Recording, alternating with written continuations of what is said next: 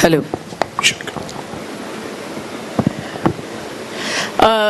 Very good evening to all of you assembled here, and also very wishing you two things. Number one, wishing you all a very happy Valentine's Day.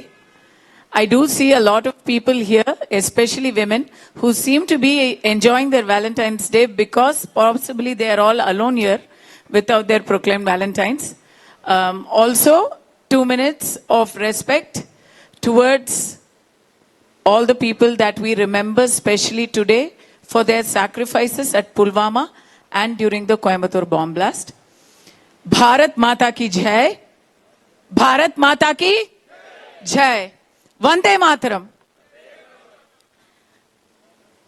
இன்னைக்கு இங்க இந்த கலந்துரையாடல் நிகழ்ச்சியில என்னுடன் கலந்து கொண்டிருக்கும் பேசு தமிழா பேசு நிறுவன தலைவர் திரு ராஜவேல் நாகராஜன் அவர்களுக்கும், தமிழ்நாடு டயலாக்ஸை சேர்ந்த திரு ஸ்ரவணதீபன் சிஏ அவர்களுக்கும், சார்ட்டர்ட் அக்கௌண்டன்ட் என்ன கணக்கெழுத்தாளரா பட்டய கணக்காளர் திரு ஸ்ரவணதீபன் அவர்களுக்கும் வருக வருக என்று என் வரவேற்பை தெரிவித்துக் கொள்கிறேன்.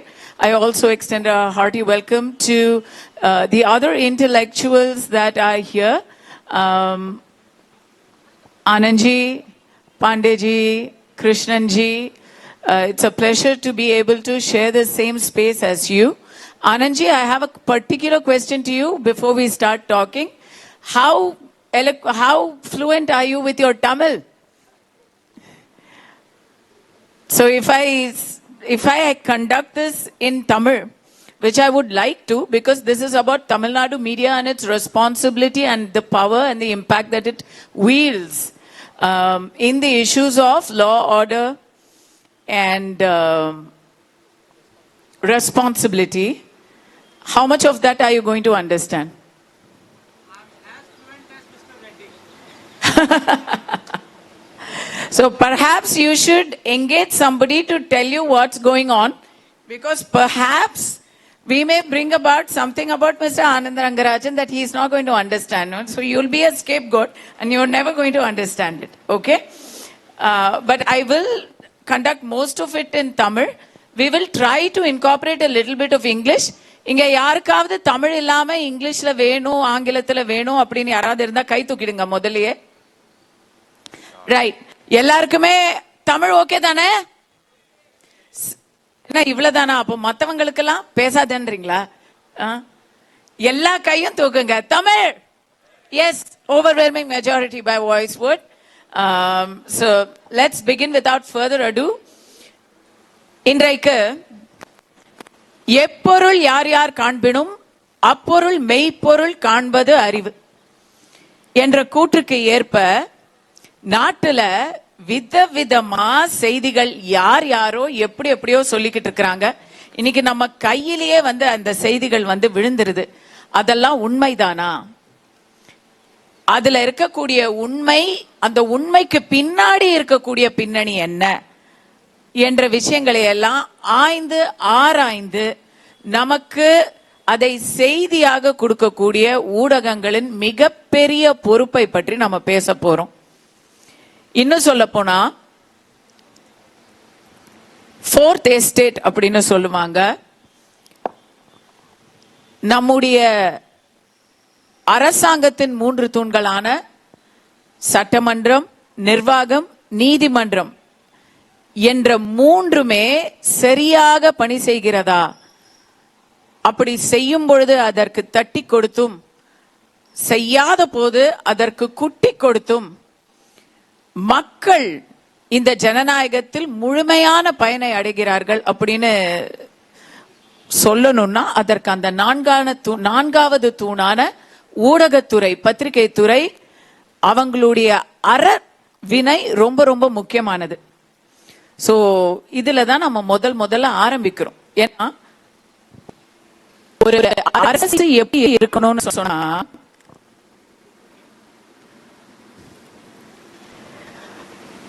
எந்த ஒரு கிளியோபாட்ராஸ் wife should be beyond all blame அப்படின்னு சொல்லுவாங்க. இங்க எப்படி இருக்குன்னா இன்றைய அரசியல பொறுத்தவரையும் எல்லாமே வந்து ஒருத்தருக்கு ஒருத்தர் போய் போட்டுறாங்க. தவறு நடக்குது, அந்த தவறு நடந்துருச்சு, அதை நம்ம சரி செய்யும், இதற்கான வழிவகை என்னன்னு பாக்குறத விட இந்த தவற நாங்க ஆரம்பிக்கலாம், அவங்க செஞ்சாங்க, இந்த அவங்க செஞ்சாங்க, இது செய்யுங்க, நாங்க செய்யும் போது அது தவறே இல்ல என்று மாறி மாறி பழிகளை பரிமுறை கொடுத்ததை நம்ம பார்க்கிறோம். இதுல ஊடகங்களின் பங்கும் இருக்கு. ஏன்னா இன்னைக்குங்க நம்ம எல்லாருமே தெரியுது, இன்னைக்கு வந்து ஒரு செய்தி நம்ம படிக்கணும்னு சொன்னா, and I'll say this in English as well for the benefit of one person in the audience, when we need to get a news today, it's not enough if you read one newspaper, it's not enough if you see one television channel, you have to literally do your research. Today reading the news is akin to doing research, because you have to take at least 3 different sources and then collate them and then figure out if there is a history for each of these sources, and then finally come to your own conclusions. This is what news has come to, which is a very pathetic state in the entire country, in fact in the entire world, where it's very difficult to find a neutral source of news, and more than that, a responsible source of news. So I'd like to open the discussion by asking why that is the case. ஏன் Rajavel Nagarajan sir இப்ப எத்தனை வருஷமா பேசு தமிழான்னு எத்தனை வருஷம் பேசினாரு? பிறந்ததுலேருந்து அரசியல் பேசுனீங்களா? ஒரு 10 வருடங்களா பேசிட்டு இருக்கேன். 10 வருடங்களா? நானும் 10 வருடங்களா அரசியல் விமர்சகரா இருக்கிறேன். நீங்க வந்து ஒரு விஷயத்த, ஒரு செய்தியை நீங்க கொடுக்கும் பொழுது உங்களுக்கு அத நடுநிலையா கொடுக்க முடியுதா? உங்களை மட்டும் இல்லாம இன்னைக்கு வந்து பாத்தீங்கன்னா, உதாரணத்துக்கு சொல்றேனே, பீகார்ல இருந்து வந்த ஒரு மைக்ரண்ட் கம்யூனிட்டி, நீங்க கிட்ட வாங்க பரவாயில்ல, நம்மள ஒருத்தர் நெருங்கியே இருக்கலாம். ஒரு சில நாட்களுக்கு முன்னாடி போன வாரம் மனசை உலுக்கிய ஒரு சம்பவம் என்னன்னா, பீகார்ல இருந்து ஒரு புலம்பெயர்ந்த ஒரு குடும்பம் வந்து இங்க ஒரு மிகப்பெரிய ஒரு அவலத்தை சந்தித்தார்கள். தாக்குதலையும் பாலியல் ரீதியான வன்முறையும் அவங்க சந்தித்தார்கள். அதுல ஒரு 2 உயிர் போச்சு. இப்படிப்பட்ட இடத்துல ஒவ்வொருத்தரும் செய்தியை எல்லாரும் சொன்னாங்க. ஒரு குடும்பம், ஒரு கணவன், ஒரு மனைவி, ஒரு குழந்தை அப்படிங்கிற செய்தியை எல்லாரும் சொன்னாங்க. ஆனா அந்த செய்தியில அவங்களை தாக்கியதும் அவர்களை சேர்ந்தவர்கள் அப்படிங்கறத ஒரு நரேட்டிவ் ஒருத்தங்க எடுக்கிறாங்க. சட்டம் ஒழுங்கு வந்து சரியா இல்ல, இதனால யாரா இருந்தாலும் யார் தாக்கினாலும் அது குற்றம் தான் அப்படின்ற ஸ்டாண்டை இன்னொருத்தர் எடுக்கிறாங்க. செய்தியை சொல்வதை தாண்டி இதை ஒரு வழக்கை விசாரித்து தீர்ப்பு கூட எழுதுறாங்க. இது எங்கேந்து வருது? இதோடைய வேர். ஓகே, இதோட வேர் நான் தொடர்றதுக்கு முன்னாடி முதல்ல இந்த அமர்வில் ஒரு விஷயத்தை சொல்லிட்டு நான் இந்த டாபிக் உள்ள வரலாம்னு நினைக்கிறேன். எப்போதுமே இங்க இருக்கக்கூடிய ஊடகங்கள் ஒரு சார்பாக, ஒருதலை பட்சமாக நடந்து கொண்டேதான் இருக்கிறார்கள். தொடர்ச்சியாக இங்கு இந்துத்துவா சித்தாந்தத்தின் மீது ஒரு மிக கடுமையான தாக்குதலை அவர்கள் நிகழ்த்தி கொண்டே இருக்கிறார்கள். ஹோப் இந்த கல்லூரியினுடைய முதல்வர், இந்த கல்லூரியினுடைய நிறுவனர், அரங்காவலர் அவங்கெல்லாம் இங்க இல்லைங்கிறதுனால நான் மீண்டும் ஒரு முறை இந்த டிஸ்க்ளைமரை சொல்லிக்கிறேன். இந்த மேடையில் நான் பேசக்கூடிய கருத்துக்களுக்கு Tamil Nadu dialogues, Tamil Nadu BJP professional cell, அதோடு மட்டுமல்லாமல் ராஜவேல் நாகராஜன் ஆகிய நானும் மட்டுமே பொறுப்புங்கிறத சொல்லிட்டு நான் சொல்றேன். இதே திருச்சியில் சீதாலட்சுமி ராமசாமி கல்லூரியில் இளங்கலை பட்டம் பெற்று இந்தியாவில் ஒரே பிரதமருக்கு கீழ் 9 முறை நேரடியாக பட்ஜெட்டை தாக்கல் செய்த நிர்மலா சீதாராமன் அவர்களை இந்த ஊடகங்கள், இங்க இருக்கக்கூடிய இடதுசாரிகள், காமரேடுகள், தோழர்கள் ஊர்கா மாமி அப்படின்னு சொல்லி குறிப்பிடுறாங்க. ஓகே, ஊர்கா மாமியா இருக்கிறது தப்பு இல்ல, ஊரை அடிச்சு உலையில போடுறதுதான் தப்பு. அது வந்து ஒரு பெருமைக்குரிய விஷயம் என்று நான் இந்த இடத்துல பதிவு செஞ்சுட்டு நான் இதுக்குள்ளார வரேன். ஏன்னா இங்க இருக்கக்கூடிய நரேட்டிவ்ஸ் எல்லாமே எப்போதுமே ஒருதலை பட்சமாக, இங்க நடுநிலைன்னு ஒண்ணு இல்லைங்கிறத நான் ரொம்ப உறுதியா நம்புறேன். இங்கு ஏன்னா இங்க இருக்கக்கூடிய ஊடகங்கள் தொடர்ச்சியாக மத்திய அரசினுடைய அனைத்து விதமான நலத்திட்டங்களையும் மக்களிடம் கொண்டு சேர்ப்பதில் பாரபட்சமாக செயல்படுகிறார்கள். நீங்க சொன்ன ஒரு இன்சிடென்ட் வந்து ஒரு நார்த் இந்தியன் மைக்ரண்ட் லேபர்ல, அப்கோர்ஸ் அந்த அக்யூஸ்ட், கைது செய்யப்பட்டவர்கள் வட இந்தியர்களாகவே இருக்கட்டும், ஆனால் அன்று கேட்க வேண்டிய கேள்வி என்ன? கொன்றவர்கள் வட இந்தியர்களா என்பதா, அல்லது ஏன் அவர்கள் கொல்லப்பட்டார்கள் என்பதா? ஒரு மைக்ரண்ட் லேபர் குடும்பத்துக்கு இங்க ஏன் பாதுகாப்பு இல்லைங்கிறத டிஸ்கஷன் பண்றதை விட்டுட்டு, இங்க இருக்கக்கூடிய ஃபேக்ட் செக் யூனிட்ல இருந்து இங்க இருக்கக்கூடிய அனைத்து நிறுவனங்களும் அனைத்து செய்தி சேனல்களும் என்ன பேசிக் கொண்டிருந்தார்கள்னா, அவர்களை கொன்றவர்களும் வட இந்தியர்கள் தான். அப்படின்னா வட இந்தியர்களே கொள்ளலாம் தமிழ்நாட்டில் அப்படின்னு நம்ம புரிஞ்சுக்கணுமா? என்ன கேட்க வராங்க அப்படிங்கிறது ஒரு மிகப்பெரிய கேள்வியா இருக்கு. இது இதுல மட்டும் இல்ல, தொடர்ச்சியாக இங்க இருக்கக்கூடிய ஊடகங்கள் ஒருதலை பட்சமாகவே செயல்பட்டு கொண்டிருக்கின்றன. ஒரு நிகழ்வை நான் சொல்லணும்னு நினைக்கிறேன். ஒரு செவி வழி செய்தி தான். மறைந்த முன்னாள் தமிழக முதல்வர் கருணாநிதி அவர்களும் தமிழகத்தில் ஆகச்சிறந்த ஒரு அரசியல் சாணக்கியராக இருந்த ஐயா சோ ராமசுவாமி அவர்களும் ஒரு முறை சந்தித்து பேசிக்கொண்ட ஒரு பர்சனல் கான்வர்சேஷன் சொல்லுவாங்க. என்னன்னா, கருணாநிதி ரொம்ப பெருமையா சொன்னாராம், இந்த மாதிரி மாறனுடைய மகன்கள் தொலைக்காட்சி தொடங்க போகிறார்கள் அப்படின்னு. அதற்கு சோ சொன்னாரா, அவங்க தொலைக்காட்சி தொடங்குறது இருக்கட்டும், நீ ஒரு விஷயத்த பண்ணணும். இனிமே தமிழ்நாட்டில் யார் தொலைக்காட்சி தொடங்கினாலும் அங்கு வேலை பார்ப்பவர்கள் உன்னுடைய சித்தாந்தத்தை சார்ந்தவர்களாக இருக்க வேண்டும்னு. தமிழ்நாடு அப்படித்தான் இருக்கிறது. வேலை பார்ப்பது வைகுண்டராஜனுக்கு, விசுவாசம் அண்ணா அறிவாலயத்துக்கு. வேலை பார்ப்பது பாரிவேந்தருக்கு, விசுவாசம் அண்ணா அறிவாலயத்திற்கு. வேலை பார்ப்பது அம்பானிக்கு, அதானிக்கு, ஆனால் விசுவாசம் அண்ணா அறிவாலயத்திற்கு. யாருக்கு வேலை பார்த்தாலும் இங்க இருக்கக்கூடிய ஊடகங்களை வழிநடத்தக்கூடிய பொறுப்பில் இருப்பவர்கள் அவர்களுடைய விசுவாசத்தை அண்ணா அறிவாலயத்துக்கு தான் காட்டிக் கொண்டிருக்கிறார்கள். ஏன் எத்தனையோ டெலிவிஷன் டிபேட்ஸ்ல நம்ம பார்க்கிறோம், நீங்க பேசக்கூடிய விவாதங்களா இருக்கட்டும், அல்லது நான் இந்த விவாதங்களுக்கு செல்வதை நிறுத்தி பல வருடங்கள் ஆயிடுச்சு. ஏன்னா இந்த விவாதங்களை நெறியாளர் என்ற ஒருவர், அவரும் கூட யார் தான் அப்படின்னா, அவர் யாருடன் சேர்ந்து கொள்வார்னா, இங்க திமுகவின் சார்பாக யார் வருகிறார்களோ அவர்களுடைய அணியில் சேர்ந்து கொள்வார். இடமறிச்சு சொல்லணும். நீங்க இப்ப 4 நிமிஷமா பேசிட்டீங்க, வலதுசாரியா பேசிட்டீங்க. இதுவே தொலைக்காட்சி விவாதமா இருந்தா அந்த முதல் 30 செகண்ட்லயே உங்களை இடமறிச்சு நாங்க விவாதத்தை திசை திருப்பி. இந்நேரம் நெறியாளர் ஒரு 100 தடவை குறுக்க நெடுக்க ஓடி இருப்பாரு. ஏன்னா அதற்கு பேர் தான் நெறியாளர் அப்படின்னு சொல்லிட்டு நம்ப வைக்கக்கூடிய ஒரு சூழல் இந்த தமிழ்நாட்டில் இருக்குது. என்னன்னா, யோசிச்சு பாருங்க, ஒரு நேஷனல் செக்யூரிட்டி சார்ந்த விஷயம். கோவையில் காரில் மனித வெடிகுண்டாக மாறி கோவையை தகர்ப்பதற்கு திட்டம் போட்டார்கள் என்ற ஒரு உண்மையை நம்முடைய தமிழக பாஜகவினுடைய முன்னாள் தலைவர் அண்ணாமலை அவர்கள் சொன்ன பொழுது, இங்கு அனைவரும் அவரை என்னவாக சித்தரித்தார்கள் என்றார், ஒரு இஸ்லாமியர் என்பதனாலேயே அவர் மேல் நீங்கள் ஒரு மனித வெடிகுண்டு என்ற ஒரு பிம்பத்தை சுமத்துகிறீர்கள் என்றார்கள். இன்னைக்கு என்னையை அரெஸ்ட் பண்ணி ப்ரூவ் பண்ணிட்டு இருக்காங்க. கடைசி வரை கார் சிலிண்டர் வெடிப்பு. கார் சிலிண்டர் எங்கேயாவது வெடிச்சிருக்கா? அந்த பாய் என்ன சிக்கன் 65 கடை நடத்திட்டு இருந்தாரா கார் சிலிண்டர் வெடிக்கிறதுக்கு? ஒரு ஹியூமன் பாமா மாறுறதுக்கான முயற்சியில் ஈடுபட்ட ஒருவர், அவர் கொண்டு சென்ற வெடிபொருள் வெடித்து சிதறி ஒரு விபத்து ஏற்பட்டால் கூட இங்கு நாம் என்னவென்று சொல்கிறோம்? கார் சிலிண்டர் வெடிப்பு என்று. எப்படிப்பட்ட ஒரு அபாயகரமான சூழலில் தமிழ்நாடும் தமிழ்நாட்டு ஊடகங்களும் இருக்கின்றன என்பதற்கு இது ஒரு உதாரணம். இதை தாண்டி எல்லோருக்கும் புரியக்கூடிய ஒரு உதாரணத்தை சொல்றேன். இன்னைக்கு எந்த செய்தி சேனல் எடுத்தீங்கனாலும் அதனுடைய நெறியாளர் பேசும் பொழுது ஒன்றிய அரசு என்றுதான் சொல்கிறார். இந்த ஒன்றிய அரசுங்கிற நரேட்டிவ் யாருடையது? நீங்கள் ஒண்ணும் இல்ல, இந்த திமுக அரசு பொறுப்பேற்ற 2021ஆம் ஆண்டுக்கு முன்பாக இதே செய்தி சேனல்கள்ல நடந்த விவாதங்களை போய் பாருங்க. அவங்களுடைய யூடியூப் பேஜஸ்ல இருக்கு. எனக்கு தெரிஞ்ச தமிழ்நாட்டிலேயே ஒரே ஒரு செய்தி ஆசிரியர் மத்திய அரசு என்று அப்போதும் சரி இப்போதும் சரி குறிப்பிடுபவர் என்றால் அது அண்ணன் ரெங்கராஜ் பாண்டே மட்டும்தான். அவரை தவிர மீதி எந்த ஒரு செய்தி ஆசிரியருக்கும், எந்த ஒரு செய்தி முதன்மை ஆசிரியருக்கும், தொலைக்காட்சியை வழிநடத்தக்கூடிய பொறுப்புல இருக்கிறவங்களும் ஒன்றிய அரசுங்கிறீங்க. அப்ப மத்தியில் இருக்கிறது ஒன்றிய அரசுனா தமிழ்நாட்டில் இருக்கிறது குன்றிய அரசான்னு கேட்கணும் தானே? கேட்கறதுல என்ன தப்பு? திமுக செட் பண்ணக்கூடிய நரேட்டிவ் பேசுறதுக்கு இங்க இருக்கக்கூடிய ஊடகங்கள் இருக்குதுன்னா அது தமிழ்நாட்டை மிகவும் ஆபத்தான போக்கை நோக்கி எடுத்துட்டு போகுது. யூ ஒன்ட் பிலீவ், பல செய்தி சேனல்கள்ல அங்க நிர்மலா சீதாராமன் அம்மா பட்ஜெட் வாசிக்கிறதுக்கு முதல் நாளே ரெக்கார்டிங்கே முடிச்சுட்டாங்க. நகைச்சுவைக்கெல்லாம் சொல்ல பேசி முடிச்சுட்டான். இது பணக்காரர்களுக்கான பட்ஜெட், இது இந்தியாவுக்கு எதிரான பட்ஜெட், இது ஏழைகளை வஞ்சிக்கும் பட்ஜெட், இது தமிழ்நாட்டை வஞ்சிக்கும் பட்ஜெட், இது எல்லாத்தையும் முன்னாடியே ரெக்கார்ட் பண்ணி வச்சாங்க. ஏன்னா அவன் இதுதான் சொல்ல போறான்னு தெரியும். சன் நியூஸ்ல வேற ஏதாவது மாத்தி புதுசாக சொல்ல போறாங்க? தமிழ்நாட்டுக்கு நல்ல விஷயங்கள் வந்திருக்கு, நல்ல திட்டங்கள் கொடுத்திருக்காங்க, வளர்ச்சி முன்னேற்றம், இதற்கான ஒரு பட்ஜெட் என்று சொல்லவா போறாங்க?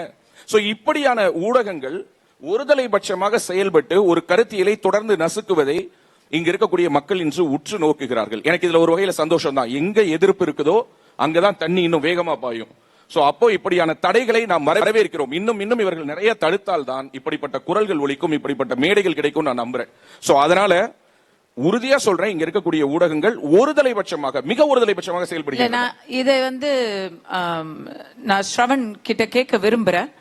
பட் அதுக்கு முன்னாடி இத உங்ககிட்ட கொஞ்சம் மறுபடி நான் வருவேன். பட் இத ஸ்ரவன் கிட்ட நான் கேட்க போறேன். நீங்க சொல்றது எல்லாரும் ஒருதலை பட்சமாக இருக்கிறார்கள் அப்படின்னு நீங்க சொல்றீங்க. So there is a huge ecosystem that works as the paid servant, the paid media of the ruling regime, right? அப்படி ஏன் இருக்கு?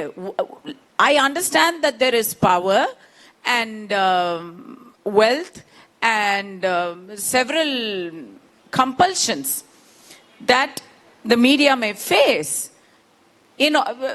which is why they are constrained and compelled to work in a certain manner. Yeah? And the compulsions enna?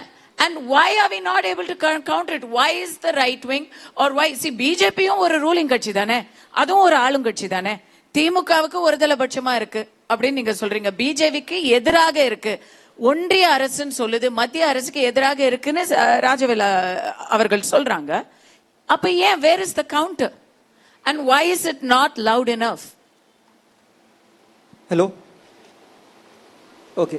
இப்போ இதுக்கு பதில் சொல்றதுக்கு முன்னாடி ஒரு குட்டி சர்வே எடுக்கிறேன். இப்போ சர்வே சீசன், பேப்பர்ல பார்த்தாலும் சர்வே, டிவியில பார்த்தாலும் சர்வே, யூடியூப்லயும் சர்வே வருது. எவ்வளவு பேர் அண்டர் 35 இருக்கீங்க? 35 வயசுக்கு கீழே இருக்கீங்க இல்லையா? இப்போ எவ்வளவு பேர் உங்களோட முந்தைய ஜெனரேஷன் உங்களோட அதிகமா பேப்பர் படிச்சாங்க, நீங்க கம்மியா படிச்சீங்கன்னு சொல்லுவீங்க? எவ்வளவு பேர் உங்க முந்தின ஜெனரேஷன் உங்களோட நிறைய பேப்பர் படிச்சாங்க, நீங்க கொஞ்சம் கம்மியா படிக்கிறீங்கன்னு எவ்வளவு பேர் சொல்லுவீங்க? சரி, அடுத்து இப்ப எவ்வளவு பேர் உங்களுக்கு டிவி டிபேட்ஸ் ரொம்ப ஆர்வமா பார்த்து அதனால இன்ஃப்ளூயன்ஸ் ஆவீங்க? பார்க்கறது ஓகே, பார்த்துட்டு அந்த எதிர்கருத்தும் கேட்பீங்க. எவ்வளவு பேர்? ஹேண்ட்ஃபுல், என் கையில எண்ணிடலாம் அவ்வளவு பேரை. ஸோ இப்போ இது என்ன ஆயிடுச்சுன்னா, முதல்லலாம் எங்க தாத்தா காலத்துலலாம் இந்த ஹிந்துல லெட்டர்ஸ் டு எடிட்டர் காலம் வரும் இல்லையா? அந்த காலம்ல ஒரு விஷயம் சொன்னா கார்பரேஷன்ல இருந்து ஸ்டேட் கவர்மெண்ட் வரைக்கும் மரியாதையா எடுத்துட்டு பண்ணுவாங்க. இப்போ இங்க இவர் சார் சொல்ற மாதிரி எல்லாரும் ஒரே மாதிரி பேசுறாங்க. நீங்க எடுத்த ஓமையே தப்பு. இப்ப ஹிந்துல லெட்டர் டு தி எடிட்டர் எழுதுனா அத நாங்க வீட்டுக்குள்ள ஒரு ரூம்குள்ள பயன்படுத்துறோம். அப்படி ஆயிடுச்சு. ஹிந்து வாங்குறதே கஷ்டமாயி போச்சு. பட் பாயிண்ட் என்னன்னா, அந்த மாதிரி பவர் இருந்த ஒரு மீடியா இன்னைக்கு ஹிந்து லெட்டர் டு தி எடிட்டர்லாம் தனியா ட்விட்டர்ல அவங்க குடும்பத்தை சேர்ந்தவங்களை மால் சத்தியமானமே எழுதிக்கிட்டு இருக்காங்க. சோ அவர் போட்டோ எடுத்துக்கிட்டு இருக்காருங்க. அவர் பாவம் செல்ஃபி எடுக்கிறதுக்கும் சார் அவர் போட்டோ எடுத்துக்கிட்டு இருக்காரு பார்க்ல வாக்கிங் போகும்போது. இவ்வளவு பேர் அண்டர் 35 பேப்பர் படிக்க மாட்டேன்றாங்க. நான் பாக்குற சார்ட் அக்கவுண்டன்டா சொல்றேன், நிறைய TV businesses, media businesses, newspaper businesses, government circulation, government ஆட்ஸால தான் ஓடுதே தவிர சர்க்குலேஷன் நம்பர்ஸ் பயங்கர டிராஸ்டிக்கா குறைஞ்சிருக்கு. இங்க இருக்கிற ஸ்டூடெண்ட்ஸ் சொல்றேன், நீங்க இந்த ஜேர்னலிசம் சைடு போறீங்கன்னா உங்க கரியரை பார்த்துக்கோங்க, நான் ஒரு ஜென்டில் அட்வைஸ் சொல்லுவேன். பட் பாயிண்ட் இஸ், கிரெடிபிலிட்டி தானா குறைஞ்சிட்டு வருது ஒரு சைடு பாக்குறோம். இப்ப நிறைய பேர் நியூஸ் டிபேட்ஸ் பார்க்கும்போது என்ன சொல்றீங்க, இவங்க நமக்கு பிடிச்ச மாதிரி பேசினாங்கன்னா எந்த சார்பாவனா இருக்கட்டுமே, யூ வில் see that. இல்ல இவங்க 5000 கொடுக்கறது நல்லதுன்னு ஒருத்தங்க சொல்றாங்க, உங்களுக்கு அது பிடிக்கலன்னா இவன் சும்மா வேலை போயிட்டான்னு சொல்லிட்டு விட்டுருவோம். கிரெடிபிலிட்டியே காலி ஆயிடுச்சு, நியூஸ் இண்டஸ்ட்ரியே காலி ஆயிடுச்சு. இது தமிழ்நாட்டில் நடக்கிற ரொம்ப பெரிய உண்மை. And post Covid only one paper has improved it's circulation post Covid. All others have failed 20 சொல்ல முடியாது. உங்களுக்கு தெரியும், நிறைய பேர் அதான் படிப்பீங்க. பட் ஆனா ஒரு மலர்ந்திருக்கிற பேப்பர் மட்டும்தான் சர்க்குலேஷன் இன்க்ரீஸ் ஆயிருக்கு. இல்ல நம்ம சொல்லலாம், அதுல ஒண்ணும் இது இல்லை. ஏன்னா இப்போ ரஜினி அவர்கள் சொன்னதே இந்த இடத்துல நம்ம கோட் பண்ணலாம். முரசொலி படிக்கிறவங்க திமுக கட்சிக்காரனா இருப்பான், துக்ளக் படிக்கிறவங்க அறிவாளியா இருப்பான் அப்படின்னு அவர் சொன்னாங்க ரஜினி அவர்கள். அது போல தினமலர் படிக்கிறவங்க எந்த காரணத்துக்காகவும் படிக்கும் பழக்கத்தை விட்டு கொடுக்காதவர்கள் அப்படின்னு இருக்கலாம். அதுல எந்த அரசியலும் இல்ல. கோவிட தாண்டி ஒருத்தங்க ஏன்னா கோவிட்ல எல்லார் கையிலயும் போன் வந்துருச்சுங்க. சின்ன பிள்ளைங்களுக்கு நம்ம நியூஸ் பேப்பர் கொடுக்கற இடத்துல நம்ம போனை கொடுக்க ஆரம்பிச்சிட்டோம். அதை தாண்டி ஒரு பேப்பரை படிக்கணும் அப்படின்னு சொன்னா அதுக்கு அவங்க ரொம்ப கொள்கை வீரர்களா இருக்கணும். பிஹேவியரல் பேட்டர்ன் பார்ப்போம். கோவிட் போது எல்லாரும் ஃப்ரீயா தானே வீட்டுல தானே இருந்திருப்பாங்க முக்காவாசி பேர். ஐடியலா சும்மா இருக்கிறவங்க பேப்பர் வாங்கி தானே வாங்கியிருக்கணும். ஏன் குறைஞ்சதுன்னா ட்ரஸ்ட் இல்ல அப்படின்றது தான் ஒரு சர்வே சொல்லுது. Nobody trust the news. அது நியூஸா சும்மா ஐட்டமா பார்த்துட்டு போறாங்க. சோ இவங்க என்ன பண்ணி வச்சிருக்காங்க, இந்த மாதிரி எல்லா ஆளையும் ஒரே இடத்துல ஆக்சுவலி அரசியலையும் நாட்டு நடப்பையும் தெரிஞ்சுக்கிறதுக்காக பத்திரிக்கை படிக்கிறவங்க ஒரு கணிசமான ஆட்கள் இருந்தா கூட பெரும்பன்மை யாரையும் நம்ம ஒவ்வொருத்தருக்கும் ஒவ்வொரு இது இருக்கும், ஒவ்வொருத்தருக்கும் ஒவ்வொரு தேவை இருக்கும். கணிசமான மக்கள் விளம்பரம் பார்க்கறதுக்காக சினிமா விமர்சனம் பார்க்கறதுக்காக, அன்னைக்கு தங்க விலை நிலவரம் என்னன்னு பார்க்கறதுக்காக, இந்த மாதிரி நிறைய விஷயங்களுக்காக நம்ம வந்து பேப்பர் படிப்போம். சரிங்களா?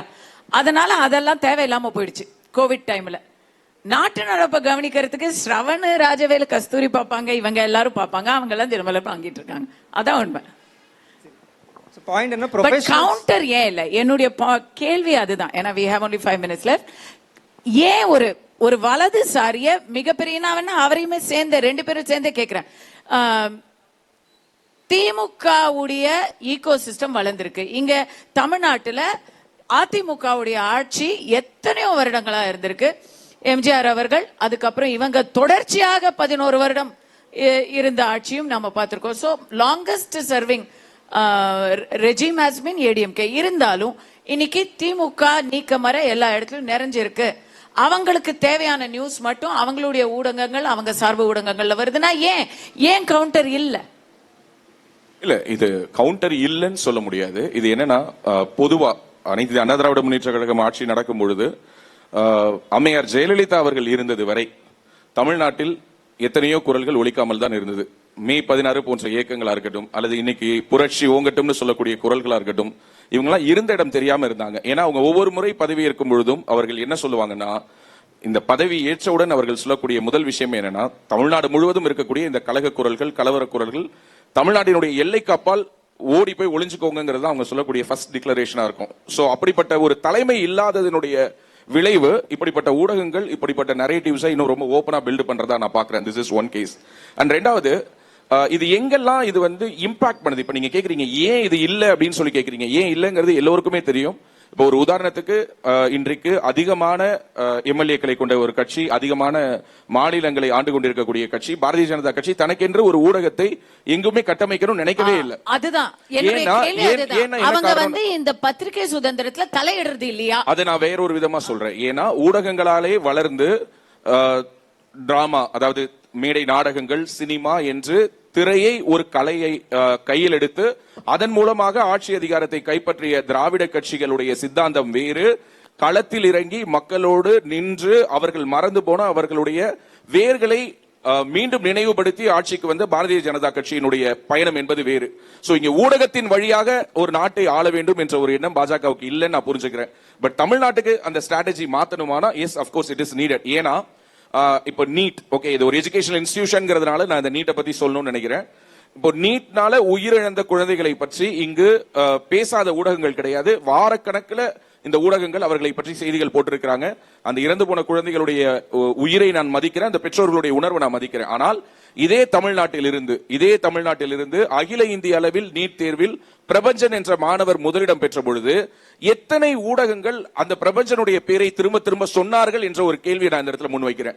நான் என்ன சொல்றேன், நீங்க அனிதாவை பத்தி பேசுங்க, இறந்து போன சகோதர சகோதரிகளை பத்தி பேசுங்க, நம்ம குடும்பத்து பிள்ளைகள் தான், அவர்களை தவறாக வழிநடத்தியவர்கள் யார் என்று பேசவோ, அல்லது நாங்க ஆட்சிக்கு வந்தோம்னா முதல் கையெழுத்திலேயே நாங்க நீட்டை நீக்கிடுவோம்னு சொன்னவங்களை பத்தியோ பேசுறதுக்கு உங்களுக்கு முதுகெலும்பு இல்லைனாலும், குறைந்தபட்சம் பிரபஞ்சனை பத்தி பேசுறதுக்கும் பிரபஞ்சனை பத்தி 10 பேட்டி எடுத்து போட்டீங்கன்னா அந்த பேட்டியின் வழியாக ஒரு தன்னம்பிக்கையை நீங்கள் இங்க இருக்கக்கூடிய மாணவ சமுதாயத்திடம் ஊட்டலாம் இல்லையா?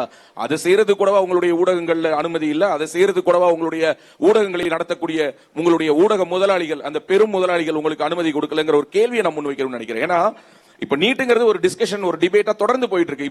இப்போ மீண்டும் தேர்தல் வரப்போகுது. இந்த முறையும் அதே வாக்குறுதியை அவர்கள் தூக்கி கொண்டு வரதான் போகிறார்கள்.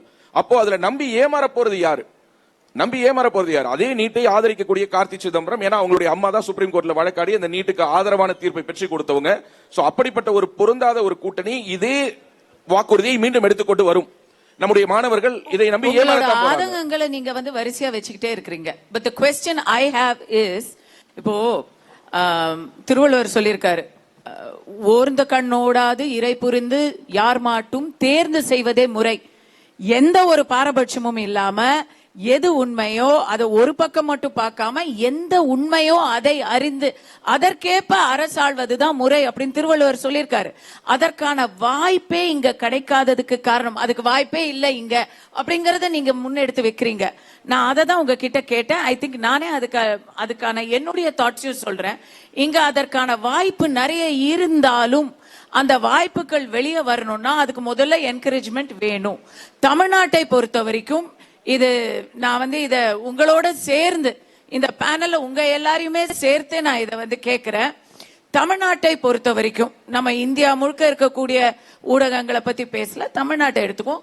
தமிழ்நாட்டை பொறுத்த மட்டில் ஒரு சாணக்கியா, ஒரு பேசு தமிழா பேசு, இன்னும் அங்கொன்றும் இங்கொன்றுமாக பப்ளிகேஷன்ஸ் சொன்னா மறுபடியும் மலரு மணி அப்படின்னு ஏதோ ஒரு கை விரலில் எண்ணக்கூடிய அளவில் தான் ஓப்பனாகவே வலதுசாரியாக ஆளும் மத்திய அரசை, அவர்களுடைய திட்டங்களை மக்களுக்கு அந்த உண்மையை எடுத்து சொல்லும் ஊடகங்களாக செயல்பட்டு கொண்டிருக்கின்றன. பாண்டியசாரியும் நான் கேட்கிறேன், ஏன் எந்த இடத்துல என்கரேஜ்மெண்ட் இல்லையா? இங்க இருக்கக்கூடிய சூழல் ஒரு ரெயின் ஆஃப் டெரரா? பயமா இருக்கா? இல்ல விளம்பரம் ஏதாவது வராது, பொழப்பு நடக்காதுன்னு பயமா இருக்கா? இல்ல இங்க வந்து அந்த ஊடகங்களை நடத்துறதுக்கு லைசன்ஸ் கிடைக்காதா? இல்ல பொருளாதாரமாக ஏதாவது இன்வெஸ்டர்ஸ், ஒரு சன் டிவி மாதிரி, ஒரு கலைஞர் டிவி மாதிரி நீங்க பெரிய பெரிய இன்வெஸ்டர்ஸ் இல்லையா? இல்ல உங்களுக்கு ஆள் கிடைக்கலையாங்க? நீங்க வந்து வலதுசாரியா ஒரு ஊடகத்தை ஆரம்பிக்கணும்னு சொன்னாலும் அதுல வேலைக்கு செய்ய வர்றவங்கெல்லாம் இந்த இடதுசாரி ஈகோ சிஸ்டத்துல படிச்ச அந்த ஒரு சித்தாந்தத்தோட வர்றவங்களா? இதுல எது இல்ல இது எல்லாமேவா? சார் சொல்லுங்க. இல்ல அண்ணன்ட்ட நீங்க கேட்ட கேள்விக்கு நானே பதில் சொல்லிடுறேன். அதோட சேர்த்து நிறைவுக்கு கொண்டு வந்துடலாம் நினைக்கிறேன். திரு ரெங்கராஜ் பாண்டே அவர்கள் பற்றி அண்ணன் சீமான் அவர்கள் ஒரு பேட்டியில் ஒரு கருத்து சொன்னார். பிரசாந்த் கிஷோர் பாண்டேவுக்கு தெரிந்ததை விட தமிழ்நாட்டினுடைய மூளை முடுக்குகள் என்னுடைய தம்பி ரெங்கராஜ் பாண்டேவுக்கு தெரியும்.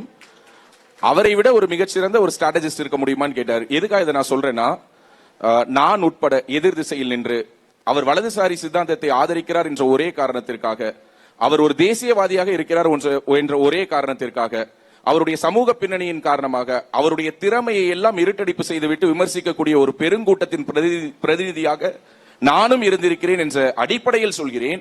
இங்கு ரைட் விங் ஜேர்னலிஸ்ட், நான் தேசியத்தையும் தெய்வீகத்தையும் போற்றக்கூடியவன், நான் மத்திய அரசு நல்லது பண்ணா நான் மத்திய அரசு தான் சொல்லுவேன், நான் ஒன்றிய அரசுன்னு சொல்ல மாட்டேன்.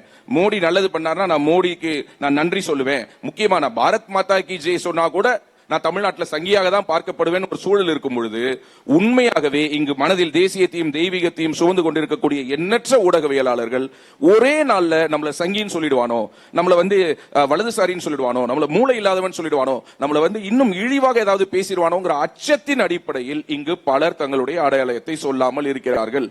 இங்கு உள்ளார வராங்க இல்லையா, இங்க எது ஜேர்னலிசம் குள்ளார வராங்க இல்லையா, வரும்பொழுதே நாம் இடதுசாரியாக காட்டிக்கொள்ள வேண்டும். நாம் வந்து சர்தார் வல்லபாய் பட்டேலை பற்றி பேசுவதை விட பிடல் காஸ்ட்ரோவை பற்றி பேச வேண்டும்.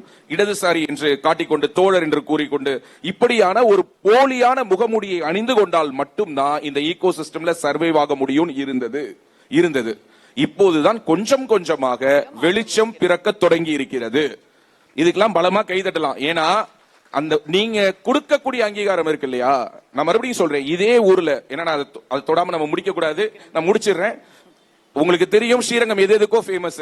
கடந்த ஒரு வாரமாக 10 நாட்களாக எல்லா செய்தி தொலைக்காட்சிகளிலும் அவர்களுடைய கல்குவாரி தாங்க இப்ப ஸ்ரீரங்கத்துல ரொம்ப ஃபேமஸ். ஆமா, சோ நேரடியாக ஒரு ஊடகவியலாளரை கேமராவை பிடுங்கி ஒரு எம்எல்ஏ அடிக்கிறாரு. அதுலயே ஒண்ணுமே சொல்லலையே, அவங்களே ஒண்ணுமே சொல்லலையே. ஒரு ஊடகத்தில் நடந்த அந்த சம்பவத்தை பற்றியே மற்ற ஊடகங்கள் பேசாத பொழுது இந்த ஊடகமே பேசல, நெல்சனே பேசல. அதுதான் முக்கியமான இடத்துக்கு இப்பதான் வரீங்க. யார் பேசல? நெல்சன் பேசல. சரி, ஓகே, அவர்தான் அந்த ஊடகத்துடைய தலைவர். அவ்வளவுதான், முடிஞ்சிருச்சு. நன்றி, வணக்கம். சோ ஓகே, ரொம்ப நன்றி. மாற்றம் வருகிறது, வெளிச்சம் தெரிய தொடங்கி இருக்கிறது அப்படின்னு சொல்லி இருக்கிறாரு. உதய சூரியன் மங்கும் வேளையில் வெளிச்சம் மிக அதிகமாக வரும் என்ற நம்பிக்கையோடு I will take the last words in English. As far as this short session has established, this is responsible. We are now clear that responsible media has the biggest responsibility of responsible media is to survive first. And in a hostile environment like Tamil Nadu, where the ecosystem does not encourage neutral media, we have to take sides. So when we take sides, which side is going to have our backs? I think that's the question that everybody has to answer. So once you come out into the open and identify yourself, then we can go back to try and be a responsible report Perhaps, but first we have to take sides. That's a very unfortunate situation that you have to pick a side that where if you're not with us, then you're against us. That narrative has to first change for people of Tamil Nadu to actually get the news they deserve. And I believe that a regime change will help that change happen into a world that is free. My father, let my country awake. Thank you.